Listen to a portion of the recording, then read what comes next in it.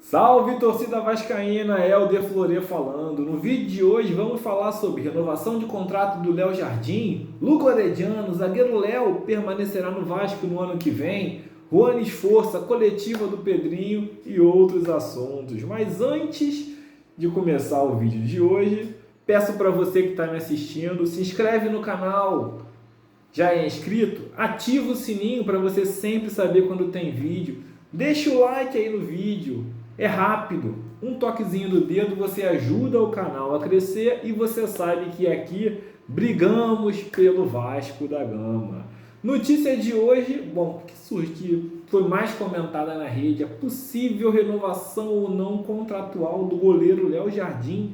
Léo Jardim que vem sendo, desde que ele chegou no Vasco, o jogador mais regular entre todos, um cara que disputa todos os jogos, que é muito raro desfalcar, um cara profissional, sério, que está sempre salvando o Vasco, um goleiro que é bombardeado em todos os jogos e é um cara que gera pontos. Sem ele, certamente o Vasco cairia no passado, o Vasco não chegaria na semifinal da Libertadores com defesas incríveis que ele fez, certamente não estaria com 43 pontos no campeonato, com grandes defesas que ele fez.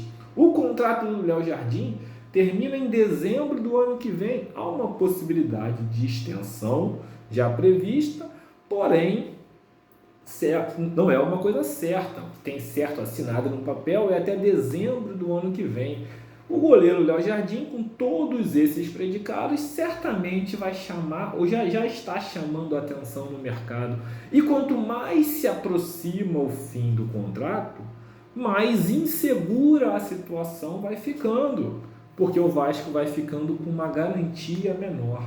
Hoje veio lá da imprensa argentina a notícia que o Vasco teria feito uma proposta de 2 milhões de dólares pelo goleiro titular do Lanús, goleiro Nahuel Losada, de 31 anos, titular do Lanús.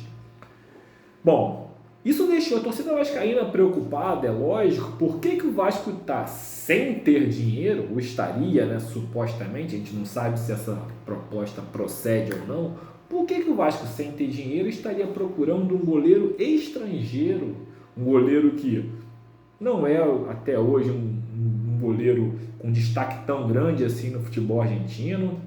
E um jogador que ocuparia a vaga de estrangeiro no elenco do Vasco.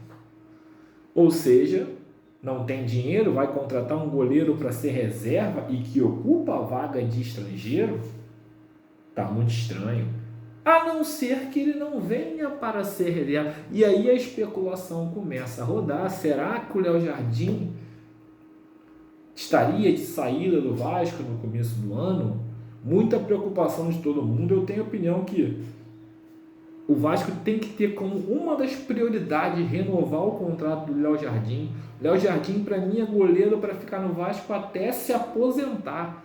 E se aposentar como um ídolo, como um grande nome da história desse clube. Não tem por que a gente pensar em vender o Léo Jardim, até porque o goleiro não tem propostas tão altas assim, e já não é também goleiro jovem, já tem seus 28 anos de idade, 29 anos, corrigindo. E então seria uma perda técnica enorme para um ganho financeiro muito pequeno. Então tem que chamar o Léo Jardim, renovar esse contrato, bota logo para 2030 isso daí. O Léo Jardim tem que ficar com o Vasco. Lucas Pedrosa, ele tranquilizou um pouco a torcida, que ele deu depois a notícia de que a prioridade do Vasco é exatamente essa, renovar com o Léo Jardim. Então até que agora já era para ter sido feito, eu acho, como foi feito com o Lucas Piton, antecipado, era já ter sido feito com o Léo Jardim, mas já que não foi feito, também não tem sentido fazer agora, para tirar a concentração do goleiro na reta final do campeonato. Mas assim que acabar o campeonato, tem que chamar o empresário, chamar o Léo Jardim e renovar esse contrato.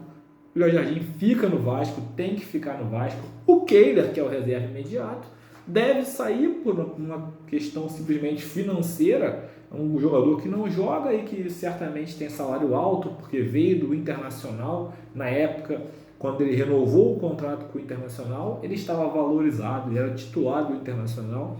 ele veio para o Vasco com o Vasco arcando 100% dos salários. Então é um jogador caro para ser reserva, deve sair.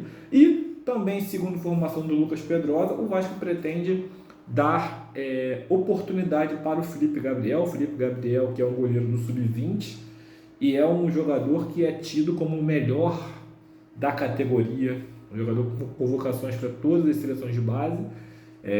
Eu acho que numa eventual necessidade pode faltar experiência a ele, mas eu entendo também que há setores mais importantes do que para reforçar, então até compreenderia essa decisão, mas mais importante de tudo é manter o Léo Jardim, nem pensar em trazer outro goleiro, não precisamos de outro goleiro, precisamos sim manter o bom que nós temos e usar esse dinheiro para reforçar outras posições.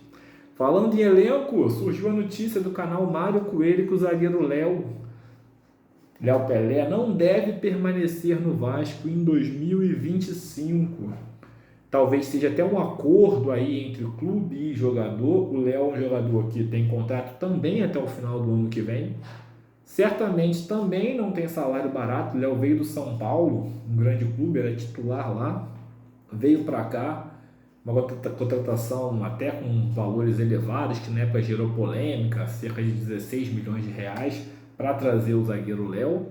É um zagueiro que veio para cá ganhando um alto salário, com certeza. Na época ainda era 777, que estava jogando dinheiro desmedidamente aí no mercado. E o Léo ele não entregou até hoje performances suficientes para justificar o valor dele, tanto em termos de contratações, quanto em termos tanto em termos de valor de contratação, quanto em termos de valor de salário. É um jogador que já tem um desgaste muito grande com a torcida e ele mesmo já deve estar querendo experimentar novos ares. Eu acho que é o mais justo aproveitar o final de contrato, negociar o Léo, fazer de repente uma troca ou até fazer algum dinheiro. Não deve também ser muito, mas de repente tentar de repente alguma troca que seja mais útil para o Vasco. Sempre me preocupa, é claro, a reposição. O Vasco ele tem histórico de repor muito mal, né? Então você vai pensar, nossa, mas o Léo falha muito, vai repor pior ainda. Pois é, o Vasco consegue às vezes essas coisas, né? Piorar o que já não é bom. Mas eu creio que a saída do Léo é algo natural no ano que vem, que deve acontecer. O Léo é um cara muito sério, profissional, mas que não aconteceu no Vasco, né? A verdade é essa. É um cara que emplaca bons jogos e de repente falha, e quando ele falha, não é uma falha simples, é a falha que gera a derrota. Então já tem um grande ranço aí da torcida, e a não permanência do Léo parece algo consentido, lógico, que o Vasco tem que cuidar dessa reposição, tem que trazer, já tinha que trazer antes de uma possível saída do Léo. Com a saída dele, aí sim é que tem que trazer mais ainda. Continuando falando de elenco, surgiu a notícia ontem da Rádio Tupi que o Luca Orediano está nos planos da comissão técnica do Vasco e que a comissão técnica pretende conversar com o Luca Orediano para tentar trazê-lo de volta para o elenco. Eu vejo essa notícia com um pouco de ceticismo, porque o Orediano não quis vir para o Vasco desde o começo, ele não queria jogar no Brasil. Quando veio para cá, ficou um ano claramente de má vontade e insatisfeito. Pediu, Ramon Dias chegou a reunir com ele e pediu para ele permanecer, ele não quis. Ele forçou a barra para sair e foi para os Estados Unidos. Olha, se na época da 777, com um clube com muito dinheiro, com os treinadores argentinos, o Luca Orediano não quis ficar, por que agora, com um cenário diferente, ele iria querer? Óbvio que, tecnicamente, dentro do elenco atual que nós temos, o Orediano somaria. Então, se ele viesse para cá motivado, querendo jogar, seria certamente um reforço. Inclusive, hoje ele seria titular do Vasco com um pé nas costas. Mas vejo com ceticismo que ele realmente queira voltar. Está bem lá na MLS, é um dos principais destaques da temporada. Tem um contrato que dá o direito ao clube dele, o Cincinnati, de comprar o jogador até por um valor baixo, né? O Vasco fixa passe em valores muito baixos, 3 milhões de euros apenas. E certamente o Cincinnati vai querer comprar, e eu duvido muito que o Herediano não queira essa compra, e até o Vasco também, fora, colocando a parte técnica da comissão técnica de lado, o departamento financeiro do Vasco também deve estar querendo esse dinheiro. Então essa notícia eu vejo como talvez uma tentativa, um vã da comissão técnica do Vasco. Seguindo falando de elenco, Juan Esforça, o volante, contratado pelo Vasco junto ao New Old Boys, volante que foi contratado por 25 milhões de reais, virou a última opção no elenco do Vasco. O Juan Esforça é aqueles volantes que ele não é bom em nada. Ele não é ruim em nada, mas também não é bom em nada. É um cara que não marca bem, jogador que tem dificuldade na marcação, conseguem driblar ele, passar por ele com uma certa facilidade. É um jogador que não tem força física para poder disputar no corpo os duelos com os jogadores adversários.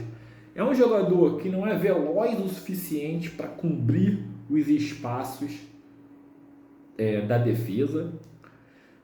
E não é um cara que tem uma técnica boa ou bastante para compensar tudo isso jogando com a bola no pé. Tecnicamente ele não é ruim, pelo contrário, tem sua qualidade. Porém, o tanto que ele compromete no outro sentido não é compensado pela técnica dele. É um jogador que tem uma técnica apenas ok, nada demais. E hoje o Juan Esforça ficou atrás de todo mundo. Ele está atrás do Moura, está atrás do Matheus Carvalho, ficou atrás do Galdames, que ressuscitou aí no elenco e jogando melhor do que o Esforça. E está atrás do Jair, que está voltando de lesão. Vai ficar atrás também do Paulinho Paula, que está voltando de lesão. Até o Maxim Domingues deve ganhar espaço. E que eu acho que tem que ganhar também, né? Que é um jogador que mostrou qualidade nos minutos que teve. E o Juan Esforça vai ficando lá para trás. 25 milhões de reais era para trazer um jogador para resolver e trouxe um jogador para ser banco do banco. É a falta de inteligência do Vasco no mercado. Aí a gente avalia. Juan Esforça, 25 milhões. Cleiton Silva, 16 milhões. Jean Davi, 8 milhões. Somando tudo, 49 milhões de reais, fora o salário. 49 milhões de reais que o Vasco trouxe jogadores que não jogam, que não tem condição de ser titular do time. Enquanto isso, não temos zagueiro, não temos ponta esquerda, não temos meia, não temos centroavante reserva e não temos um monte de posição. Não adianta, o problema do Vasco é, além de falta de dinheiro, é falta de inteligência, falta de planejamento, falta de conhecimento de mercado. Então, o dinheiro é pouco e quando ele aparece é desperdiçado de maneira irresponsável. Essa é uma das coisas que o Vasco precisa prioritariamente mudar para o ano que vem. E quinta-feira em São Januário, 3 da tarde, vai ter coletiva com o presidente Pedrinho. Pedrinho, enfim, vai falar, depois de muita pressão, o Pedrinho que está num silêncio absoluto, que ele só aparece quando bloqueia torcedores no Instagram. Fora isso, ninguém sabe, ninguém viu. E ele vai falar na quinta-feira, vai falar sobre reestruturação financeira, certamente, montagem do elenco para 2025, certamente, e sobre SAF, qual é a posição do Pedrinho em relação a SAF, ele quer vender, ele não quer vender. Aí o CFO diz que o Vasco poderia ser vendido, mas eles optaram por não vender. Aí depois, na nota oficial, disseram que não tiveram proposta e por conta disso vão reestruturar. Qual é o cenário afinal? Sejamos transparentes. O Vasco quer... O papel da direção atual o interesse da direção atual é vender o clube ou não?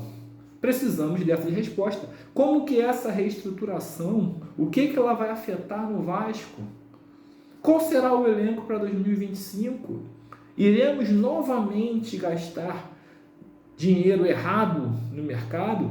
Podemos garantir que teremos em 2025 um elenco melhor do que o atual? E quando eu digo melhor, não é com jogadores de nome, mas um elenco mais competitivo, que dignifique a camisa do Vasco?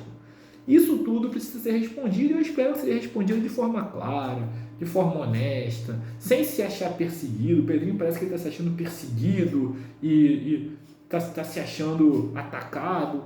E não é nada disso. O que nós queremos ver é o Pedrinho amanhã, aquele Pedrinho comentarista que falava muito bem no Sport TV, que falava de forma clara, transparente, que tinha um planejamento, que tinha ideias incríveis. Cadê esse Pedrinho? A gente precisa desse Pedrinho amanhã. Amanhã não, quinta-feira, no dia da coletiva. A gente precisa desse Pedrinho aparecendo na entrevista para passar confiança para a torcida e para mostrar que o Vasco tem jeito, o Vasco tem rumo. Porque o que a torcida está vendo agora é um Vasco perdido, sem rumo. E o torcedor ele até tolera o sofrimento, desde que ele saiba que é temporário e que em breve ele vai sair daqui e viver dias melhores. Agora, quando ele não tem essa certeza, aí ele vai pressionar, ele vai reclamar, ele vai cobrar, e ninguém tem que se sentir ofendido, nem se sentir atacado, porque ninguém está acima de críticas. Todos nós somos torcedores e devotos unicamente da instituição Vasco da Gama. Essa sim é inatacável, inatingível e está acima de qualquer coisa. Gostou do vídeo de hoje? Deixa um comentário aqui embaixo, se inscreve no canal, deixa o like no vídeo. Aqui, brigamos pelo Vasco da Gama. Até o próximo vídeo. Saudações vascaínas!